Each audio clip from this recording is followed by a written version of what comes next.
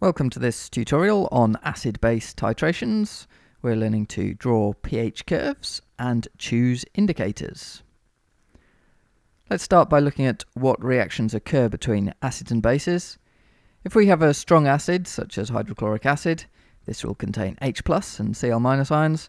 If we have a strong base, such as sodium hydroxide, this will contain Na+ and OH- ions. And when mixed together, there will be a complete reaction in which the H+ reacts with the OH- to form water, and hence this is a neutralization reaction. The Na+ ions and Cl- ions are neutral spectator ions and not involved in the reaction, so they remain the same after the reaction has taken place. So for this kind of reaction, we're going to have a look at how the pH of a solution will change. We'll look at the pH in the conical flask beneath the burette in an experiment, and how this changes as we add the hydroxide ions into that strong acid. If the hydrochloric acid in the conical flask is 0.1 mole per decimeter cubed, then the starting pH will be 1. Then when we've added enough hydroxide to neutralize the acid, the conical flask won't contain H+ anymore because it's all reacted to form water. And then if we continue to add more OH-, the solution will become more basic. If the sodium hydroxide is 0.1 mole per decimeter cubed as well, then the final pH will be about 13.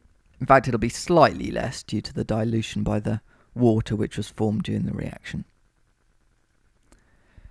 The equivalent point is the point at which all of the H+ has just been neutralized, i.e. when the amount of OH- added matches the amount of H+ that was originally in the conical flask. At this point, the pH of the solution will be approximately halfway between the original acidic pH of 1 and the final basic pH of 13, and the midpoint of 1 and 13 is 7. Which is what we would expect for a solution containing water and some neutral spectator ions. So in choosing an indicator for this reaction, we would want to use an indicator which changes colour around pH 7, because at this point the pH changes very significantly on addition of only a small amount of the hydroxide ions. It's very sensitive at this point. So we will be able to know accurately exactly how much base is required to neutralize the acid. Let's go on to the reaction between a strong acid and a weak base, for example hydrochloric acid and sodium phenoxide. Once again, there is complete reaction as the PHO- reacts with the H+ to form phenol, and just to clarify, the capital P lowercase h here is shorthand for the phenyl group, so PHO- is a benzene ring with O- on it, and PHOH is a benzene ring with OH on it, which is called phenol. And not that this matters for what we're talking about. What's important here is that we have a strong acid reacting and protonating a weak base. So to start with, we have the H+ ions in the conical flask and the phenoxide ions in the burette. Once again, if the HCl concentration is 0.1 moles per decimeter cubed, then the starting pH is 1. At some point, all of the H+ has been neutralized by the PHO- to form PHOH. And then as we continue to add the PHO-, the solution will become increasingly basic.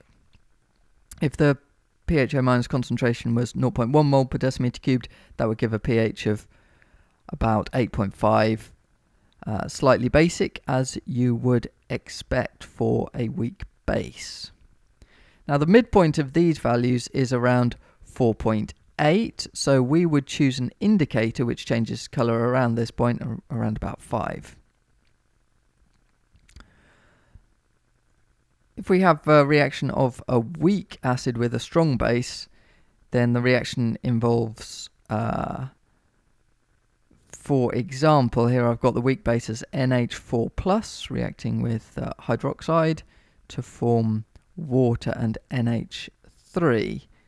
The Cl- and Na plus ions are spectators, as always. And once again, this is a complete neutralization reaction. Let's imagine we have the weak acid in the conical flask and the hydroxide is in the burette. And if the NH4Cl concentration is 0.1 mole per decimeter cubed, then the starting pH will be 5.1 because it's a weak acid. You'd need the Ka value to do that calculation. At some point, the weak acid will have been neutralized, and then as more sodium hydroxide is acid, the solution will become more basic again, with a final pH of about 13 if it's 0.1 mole per decimeter cubed sodium hydroxide, slightly under due to dilution for the water formed during the reaction. The point at which the neutralization has just occurred will have taken place at a pH between the starting and final pHs. In this case, 9 is halfway between 5 and 13. Therefore, for the reaction of a weak acid with a strong base, we should use an indicator which changes pH around 9. Finally, we look at the reaction of a weak acid and a weak base. This is the only reaction we've come across which is incomplete, indicated by the equilibrium arrow, which is going to give us some problems. Once again, we'll imagine the acid is in the conical flask and the base is in the burette.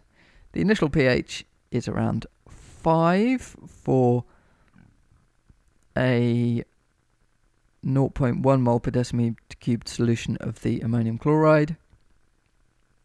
At some point there will be the same amount of weak acid and weak base in the conical flask, and if we keep adding the weak base, there will be a final pH of around about 8.5.